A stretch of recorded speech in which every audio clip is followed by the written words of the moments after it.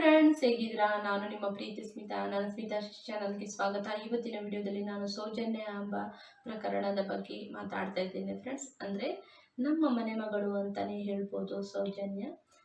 ಏಕೆಂದರೆ ನಾನು ಮೂಲತಃ ಮಂಗಳೂರವಳಾಗಿರೋದ್ರಿಂದ ನಾವು ಶ್ರೀ ಕ್ಷೇತ್ರ ಧರ್ಮಸ್ಥಳ ಮಂಜುನಾಥನ ಬಗ್ಗೆ ಅಪಾರವಾದ ಭಕ್ತಿ ಇದೆ, ಮುಂದೆ ಕೂಡ ಇರುತ್ತೆ. ಯಾರು ನಂಬಲಿ ಯಾರು ಬಿಡಲಿ, ನಮ್ಮ ನಂಬಿಕೆ ಅಜರಾಮರ ಅಂತಲೇ ಹೇಳ್ಬೋದು. ಇನ್ನೊಂದು ಹೇಳಬೇಕಂದ್ರೆ ವಿಷಯಕ್ಕೆ ಬರೆದರೆ, ಸಮೀರ್ MD ಅನ್ನೋರು ಯೂಟ್ಯೂಬರ್, ಮುಸ್ಲಿಂ ಯುವಕ ಒಬ್ಬರವರು. ಅವರು ಒಂದು ಸೌಜನ್ಯನ ಪ್ರಕರಣದ ಬಗ್ಗೆ, ಅಂದರೆ ಈ ಒಂದು ಕೇಸ್ ಬಗ್ಗೆ ಕೂಲಂಕುಷವಾಗಿ ಅವರು ವಿಸ್ತಾರವಾಗಿ ಹೇಳಿದ್ದಾರೆ. ಅದರಿಂದ ತುಂಬ ಹೈಲೈಟ್ ಆಗಿದೆ ಈ ವಿಡಿಯೋ. ಇದಕ್ಕಿಂತ ಮುಂಚೆ ತುಂಬ ಯೂಟ್ಯೂಬರ್ ಕೂಡ ವಿಡಿಯೋವನ್ನು ಮಾಡಿದ್ದಾರೆ, ಈ ರೀತಿ ಎಲ್ಲ ಮಾಡಿದ್ದಾರೆ. ಆದರೆ ಇಷ್ಟೊಂದು ಹೈಲೈಟ್ ಆಗಿಲ್ಲ. ಅಂದರೆ ಇವರು ಅಷ್ಟು ಚೆನ್ನಾಗಿ ಎಫರ್ಟ್ ಕೊಟ್ಟು ಆ ವಿಡಿಯೋನ ಮಾಡಿದ್ದಾರೆ. ತುಂಬ ಚೆನ್ನಾಗಿ ಅದು ವ್ಯೂಸ್ ಕೂಡ ಬಂದಿದೆ, ಜನರ ಸ್ಪಂದನೆ ಕೂಡ ಆ ರೀತಿ ಇದೆ, ಮತ್ತು ಕಮೆಂಟ್ ಕೂಡ ಅಷ್ಟೇ ಚೆನ್ನಾಗಿ ಮಾಡಿದ್ದಾರೆ. ಇವಾಗಲೂ ಕೂಡ ಅದು ಮುಂಚೂಣಿಯಲ್ಲಿ ಓಡ್ತಾ ಇದೆ. ಅದಕ್ಕಿಂತ ಜಾಸ್ತಿಯಾಗಿ ಹೇಳಬೇಕಂದ್ರೆ, ಧರ್ಮಸ್ಥಳ ಅನ್ನೋದು ಧರ್ಮ ಇರುವಂಥ ಜಾಗ. ಅದರ ಬಗ್ಗೆ ಯಾರು ಅವಹೇಳನ ಮಾಡೋಕ್ಕೆ ಸಾಧ್ಯನೇ ಇಲ್ಲ. ಬಟ್ ಸಮೀರ್ MD ಅವರು ಕೂಡ ನ್ಯಾಯದ ಪರ ಮಾತಾಡಿದ್ದಾರೆ, ಒಂದು ಹೆಣ್ಣು ಮಗಳ ಬಗ್ಗೆ ಮಾತಾಡಿದ್ದಾರೆ. ನಾವು ಅವ್ರನ್ನ ಸಪೋರ್ಟ್ ಮಾಡಬೇಕಾಗುತ್ತೆ. ಅದು ಬಿಟ್ಟು ನಾವು ಧರ್ಮವನ್ನು ಎಳೆದುಕೊಂಡು ಬರಬಾರ್ದು ಇದಕ್ಕೆಲ್ಲ. ಯಾಕಂದರೆ ನ್ಯಾಯ ಬೇಕು. ಒಂದು ಹೆಣ್ಣು ಮಗಳಿಗೆ ಅಷ್ಟೊಂದು ದೌರ್ಜನ್ಯ ಆಗಿದೆ ಅಂದಾಗ ಅದಕ್ಕೆ ನ್ಯಾಯ ಸಿಗಲೇಬೇಕಾಗುತ್ತೆ. ಯಾಕಂದರೆ ನಮ್ಮ ಮನೆಯಲ್ಲಿ ನಮ್ಮ ಅಕ್ಕ ತಂಗರಿಗೆ ಅಥವಾ ನಮ್ಮ ಮನೆಯವರಿಗೆ, ನಮ್ಮ ಫ್ಯಾಮಿಲಿಯವರಿಗೆ ಯಾರಿಗಾದರೂ ಆಗಿದ್ರೆ ನಾವು ಅವಾಗ ಸುಮ್ಮನೆ ಬಿಡ್ತಾ ನಾವು ಕೂಡ ಇದೇ ರೀತಿ ಹೋರಾಟಗಳು ಮಾಡ್ತಾ ಇದ್ವು. ಈ ರೀತಿ ಎಲ್ಲ ನಡೀತಿತ್ತು ಅಂತಲೇ ಹೇಳ್ಬೋದು. ಅದರಿಂದ ಯಾರಾದರೆ ಏನು, ನ್ಯಾಯಪರ ಮಾತಾಡೋಕ್ಕೆ ಯಾರು ಮಾತಾಡಿದ್ರೆ ಏನು ತಪ್ಪಿಲ್ಲ, ಯಾವ ಧರ್ಮದವರು ಮಾತಾಡಿದ್ರು ತಪ್ಪಿಲ್ಲ. ಆದರೆ ಒಂದು ಇಂಟೆನ್ಷನಲ್ಲಿ ಯಾವುದೇ ಒಂದು ಕೆಲಸ ಮಾಡ್ತಾ ಇರ್ಬೋದು, ಮಾಡದೇ ಇರ್ಬೋದು ಇನ್ನೊಂದು. ಆದರೆ ಇಲ್ಲಿ ನಮಗೆ ಬೇಕಾಗಿರುವಂಥ ನ್ಯಾಯ ಸಿಗಬೇಕಾಗಿರುತ್ತೆ. ಯಾಕಂದರೆ ಇದು ಮಂಜುನಾಥನ ಕೂಗು ಅಂತ ಕಾಣುತ್ತೆ. ಇವಾಗ ಈ ಒಂದು ಕೇಸು ಎಷ್ಟೋ ಒಂದು ಹಳೆಯ ಕೇಸ್ ಆಗಿದೆ. ಆವಾಗಲೇ ಅದು ಕ್ಲೋಸ್ ಆಗಿದೆ, ಎವಿಡೆನ್ಸ್ ಇಲ್ಲದೆ ಏನೂ ಇಲ್ಲದೆ ಅದು ಕ್ಲೋಸ್ ಆಗಿರುವಂಥ ಕೇಸ್ ಮತ್ತೆ ಮತ್ತೆ ಮುಂಚೂಣಿಯಲ್ಲಿ ಎದ್ದೆದ್ದು ಬರ್ತಾ ಇದೆ. ಜನಗಳು ಮಾತಾಡ್ತಾ ಇದ್ದಾರೆ, ಕೇಸ್ ಸ್ಪಂದಿಸ್ತಾ ಇದ್ದಾರೆ. ಅಂದರೆ ಇದು ಮಂಜುನಾಥನ ಕೂಗು ಅಂತ ಕಾಣುತ್ತೆ. ಯಾಕಂದರೆ ಧರ್ಮ ನಡೆಯುವಂತಹ ಸ್ಥಳದಲ್ಲಿ ಅಧರ್ಮ ತಾಂಡವಾಡ್ತಾ ಇದೆ ಅಂತೇಳಿ ಧರ್ಮಸ್ಥಳದ ಮಂಜುನಾಥನೇ ತೋರಿಸ್ಕೊಡ್ತಾ ಇದ್ದಾನೆ. ಧರ್ಮದ ಕೂಗು, ಧರ್ಮದ ಪರವಾಗಿ ಎಲ್ಲರೂ ನಿಲ್ಲಿ, ಜಾತಿ ಭೇದ ಇವೆಲ್ಲವನ್ನು ಬಿಟ್ಟು ಎಲ್ಲರೂ ಒಂದಾಗಬೇಕು. ಎಲ್ಲ ಧರ್ಮದವರು ಒಂದಾಗಿ, ಹಿಂದೂ ಮುಸ್ಲಿಂ ಕ್ರೈಸ್ತ ಪ್ರತಿಯೊಬ್ಬರೂ ಒಂದಾಗಿ ಈ ಒಂದು ಪ್ರಕರಣಕ್ಕೆ ನ್ಯಾಯ ಸಿಗುವಂತೆ ಮಾಡಬೇಕು. ಎಸ್ಪೆಷಲಿ ಆಗಿ ಗೌರ್ಮೆಂಟ್ ಅವರು ಇದರ ಬಗ್ಗೆ ಸ್ವಲ್ಪ ಕಾಳಜಿ ತಗೊಂಡ್ಬಿಟ್ಟು ಈ ಒಂದು ಕೇಸ್ನ ಮುಂಚೂಣಿಯಲ್ಲಿ ತಂದು, ಆ ಒಂದು ಪಾಪ ಹೆತ್ತ ಕರುಳಿಗೆ, ಇದು ತುಂಬ ಹಲವಾರು ವರ್ಷಗಳಿಂದ ನಡೆದುಕೊಂಡು ಬಂತಹ ಹೋರಾಟ, ಅವರಿಗೊಂದು ನೆಮ್ಮದಿ ಸಿಗುವಾಗೆ ಮಾಡಬೇಕು. ಈ ಕೇಸಿಂದ ಎಷ್ಟೋ ಜನ ಈ ಒಂದು ಕೇಸ್ ಪರವಾಗಿ ಹೋರಾಟವನ್ನು ನಡೆಸಿದ್ದಾರೆ, ಇವಾಗಲೂ ಕೂಡ ನಡೆಸ್ತಾ ಇದ್ದಾರೆ. ಪಾಪ ಅವರಿಗೆ ಒಂದು ಈ ಹೋರಾಟದಲ್ಲಿ ಹೇಗೆ ಸಂತೋಷಿಗೆ ನ್ಯಾಯ ಸಿಕ್ಕಿತು, ಅದೇ ರೀತಿ ಆ ಮುಗ್ಧ ಮನಸ್ಸಿನ ಸಂತೋಷಕ್ಕೆ ನ್ಯಾಯ ಸಿಕ್ಕಿದಲ್ಲ, ಅದೇ ರೀತಿ ಈ ಒಂದು ದೌರ್ಜನ್ಯದ ಪ್ರಕರಣಕ್ಕೆ ಕೂಡ ನ್ಯಾಯ ಸಿಗುವಂತೆ ಮಾಡಬೇಕು. ಜನರ ಭಾವನೆಗಳಿಗೆ ಬೆಲೆ ಕೊಡಬೇಕು. ಮತ್ತು ಅಲ್ಲಿರುವಂತಹ ದೇವಸ್ಥಾನಕ್ಕೆ ಕವಿದಂತಹ ಒಂದು ಕಪ್ಪು ಪರದೆಯನ್ನು ತೆಗಿಬೇಕು ಅಂತ ಕಾಣುತ್ತೆ. ಈ ಒಂದು ವಿಚಾರದಿಂದ ಜನ ಅವರವರ ಒಂದು ಅಭಿಪ್ರಾಯಗಳನ್ನು ಹೇಳ್ತಾ ಇದ್ದಾರೆ. ಏನಂದರೆ ದೇವಸ್ಥಾನಕ್ಕೆ ಹೋಗಬಾರ್ದು, ನೋಡಿ ದೇವರಿಲ್ಲ ಅಲ್ಲಿ, ಸುಮ್ಮನೆ ಇವರೇ ಕ್ರಿಯೇಟ್ ಮಾಡಿದ್ರು. ಅದೇ ಇದು ನಿನ್ನೆ ಮೊನ್ನೆ ಬಂದಂಥ ದೇವಸ್ಥಾನ ಅಲ್ಲ, ಪುರಾತನ ಕಾಲದಿಂದ ಬಂದಂತಹ ದೇವಸ್ಥಾನ. ಜನರ ನಂಬಿಕೆ ಇದು, ಭಕ್ತಿ ಇದು, ಆತ್ಮಧೈರ್ಯ ಇದು, ಭಾವ ಇದು ಅಂತಲೇ ಹೇಳ್ಬೋದು. ಈ ಒಂದು ನಂಬಿಕೆಯನ್ನು ಯಾರು ಕೂಡ ದೂರ ಮಾಡೋಕ್ಕಾಗಲ್ಲ. ಖಂಡಿತವಾಗಿ ಧರ್ಮಸ್ಥಳದಲ್ಲಿ ಧರ್ಮ ಇರೋದ್ರಿಂದನೇ ಈ ಒಂದು ಮಂಜುನಾಥನ ಕೂಗು ಅವಾಗ ಎದ್ದು ಬರ್ತದೆ. ಇಲ್ಲಿ ಧರ್ಮದ ವಿಷಯ ನಡೀತಾ ಇದೆ, ಧರ್ಮದ ದಾರಿ ನಡೀತಾ ಇದೆ ಅಂದಾಗ ಧರ್ಮವನ್ನು ಎತ್ತಿ ತೋರಿಸ್ತಿದ್ದಾನೆ ಆ ಮಂಜುನಾಥ.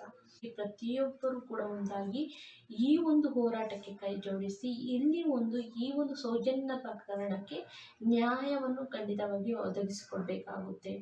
ಯಾಕಂದರೆ ಇಲ್ಲಿ ಕಾಣದ ಕೈಗಳು ಕೆಲಸ ಮಾಡಿದೆ. ಇವಾಗಲೂ ಕೂಡ ಕಾಣದ ಕೈಗಳು ಯಾವ ರೀತಿ ಕೂಡ ಕೆಲಸ ಮಾಡ್ತಾ ಇರ್ಬೋದು.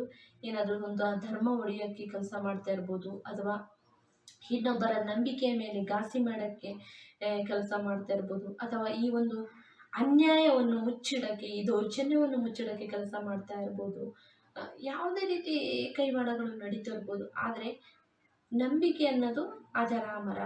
ಭಕ್ತಿ ಅನ್ನೋದು ಪರಮಾತ್ಮ ಕೊಟ್ಟಂಥದ್ದು. ಆ ಭಕ್ತಿಯನ್ನು ಯಾರು ಕೂಡ ಮನಸ್ಸಿನಿಂದ ತೆಗೆದುಹಾಕಕ್ಕೆ ಸಾಧ್ಯ ಇಲ್ಲ. ಅದೇ ರೀತಿ ಅಲ್ಲಿರುವಂತಹ ಧರ್ಮದ ದಾರಿ, ಧರ್ಮಸ್ಥಳ ಅಂತಲೇ ಹೇಳ್ಬೋದು. ಆ ಧರ್ಮದ ದಾರಿ, ಧರ್ಮಸ್ಥಳ, ಧರ್ಮಕ್ಕೆ ಖಂಡಿತವಾಗಿ ಇವತ್ತಲ್ಲ ನಾಳೆ ಜಯ ಸಿಕ್ಕೇ ಸಿಗುತ್ತೆ. ಅದು ಕಟ್ಟಿಟ್ಟ ಬುತ್ತಿ ಅಂತಲೇ ಹೇಳಬೇಕು. ಯಾಕಂದರೆ ಇಷ್ಟು ದಿನ ಆದರೂ ಅದು ಕ್ಲೋಸ್ ಆದರೂ ಕೂಡ ಮತ್ತೆ ಮತ್ತೆ ಆ ವಿಚಾರ ಬರ್ತಾ ಇದೆ. ಒಂದು ನೋಡಿ, ಒಂದು ಟೆಲಿವಿಷನ್ನಿಂದ ಬರ್ತಾ ಇರ್ಬೋದು, ಮತ್ತು ಸೋಷಿಯಲ್ ಮೀಡಿಯಾದಿಂದ ಆದರೂ ಬರ್ತಾ ಇರ್ಬೋದು. ಹೇಗಾದರೂ ಆ ವಿಚಾರಗಳು ಅವಾಗ ನಾವು ಮೆಲುಕು ಹಾಕ್ತಾನೆ ಇರ್ತೀವಿ, ಅದನ್ನು ನೋಡ್ತಾನೆ ಇರ್ತೀವಿ.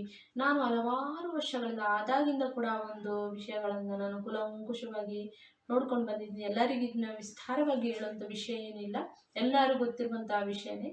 ಏನಕ್ಕೆ ಮಾತಾಡ್ತಾ ಇದ್ದೀನಿ ಅಂದರೆ, ಯಾರು ಕೂಡ ಧರ್ಮವನ್ನು ದೂರಬಾರ್ದು, ದೇವಸ್ಥಾನವನ್ನು ದೂರಬಾರ್ದು, ಅಲ್ಲಿಗೆ ಹೋಗಲ್ಲ ಆ ರೀತಿಯಲ್ಲ. ಅದು ನಾವು ನಂಬಿಕೆ ಇಟ್ಟಂಥ ಸ್ಥಳ, ನಮ್ಮ ಧರ್ಮಸ್ಥಳ, ನಮ್ಮ ಧರ್ಮದ ಧರ್ಮಸ್ಥಳ, ನಮ್ಮ ಮಂಜುನಾಥ, ಅವರನ್ನು ನಂಬಬೇಕು. ನಾವು ಅಲ್ಲಿ ನಡೆಸುವಂಥ ಆಡಳಿತಗಾರರು ಅಥವಾ ಅಲ್ಲಿ ಇರುವಂಥ ಮನುಷ್ಯರನ್ನು ನಂಬಿ ಅಲ್ಲಿ ನಾವು ಹೋಗ್ತಿಲ್ಲ. ನಾವು ಅಲ್ಲಿರುವಂಥ ಮಂಜುನಾಥ ಸ್ವಾಮಿಯನ್ನು ನಂಬಿ ನಾವು ಅಲ್ಲಿಗೆ ಹೋಗ್ತಾ ಇದ್ದೀವಿ.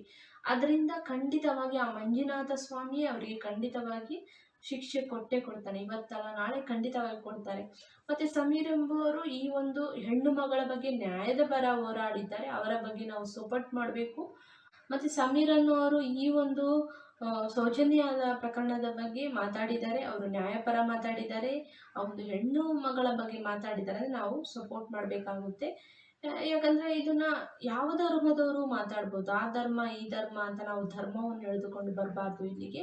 ಯಾಕಂದರೆ ನಾವು ಧರ್ಮದ ಮಾರ್ಗದಲ್ಲಿ ನಡಿಬೇಕು. ಧರ್ಮ ಅಂದರೆ ಧರ್ಮದ ಮಾರ್ಗದಲ್ಲಿ ನಡೆಯುವಂಥದ್ದು.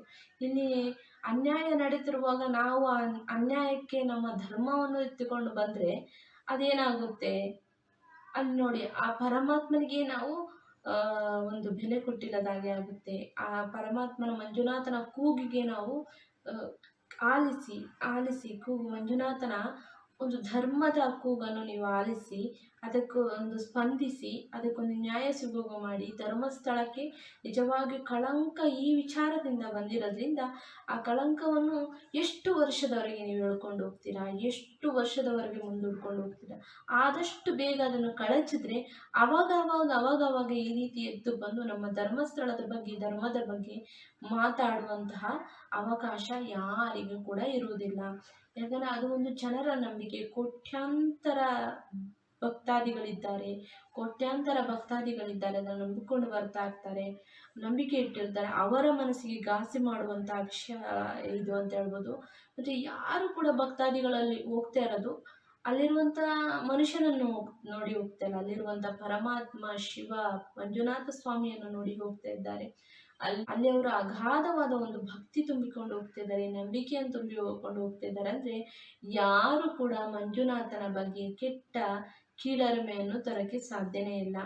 ಒಂದು ಇಂಟೆನ್ಷನಲ್ಲಿ ಇದ್ದರೂ ಕೂಡ ಅದನ್ನು ಮಾಡಲು ಸಾಧ್ಯ ಇಲ್ಲ. ಅದನ್ನು ನೋಡಿ, ನಾವೇ ಅಷ್ಟು ಚಿಕ್ಕವರಿಂದ ನಂಬಿಕೊಂಡು ಬಂದಂಥದ್ದನ್ನ ನಾವು ಯಾರೋ ಒಬ್ಬರು ಈ ರೀತಿಯೆಲ್ಲ ಒಂದು ಧರ್ಮಸ್ಥಳದ ಬಗ್ಗೆ ಮಾತಾಡ್ತಾರೆ ಅಂದರೆ ನಾವು ಅದನ್ನು ನಂಬಕ್ಕೆ ಸಾಧ್ಯ ಇಲ್ಲ. ಆದರೆ ಅಲ್ಲಿ ನಡೆದಂಥ ಅನ್ಯಾಯದ ಬಗ್ಗೆ ನಾವು ನಂಬಲೇಬೇಕಾಗುತ್ತೆ.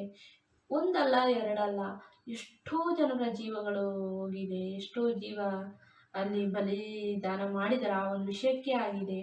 ಅಂಥದ್ದಿರುವಾಗ ನಾವು ನ್ಯಾಯಪರ ಹೋರಾಡಬೇಕು, ನ್ಯಾಯದ ಪರ ನಾವು ನಿಲ್ಲಬೇಕು. ಧರ್ಮ ಒಂದೇ ಅಂತ ಹೋರಾಡಿ, ಆ ಧರ್ಮ ಈ ಧರ್ಮ ಅಂತ ಹೇಳದೆ ನ್ಯಾಯಪರ ಹೋರಾಡಿ ಮಂಜುನಾಥನ ಕೂಗನ್ನು ಆಲಿಸಿ ಎಲ್ಲ ಧರ್ಮದ ಒಂದಾಗಿ ಈ ಒಂದು ಪ್ರಕರಣಕ್ಕೆ ನ್ಯಾಯವನ್ನು ದೊರಕಿಸಿ ಅಂತ ಹೇಳಿ ಈ ಒಂದು ವಿಡಿಯೋನ ನೀಡಲಿಕ್ಕೆ ಸ್ಟಾರ್ಟ್ ಮಾಡ್ತಿದ್ದೀನಿ. ಖಂಡಿತವಾಗಿಯೂ ಸೌಜನ್ಯನಿಗೆ ನ್ಯಾಯ ಸಿಗಬೇಕು.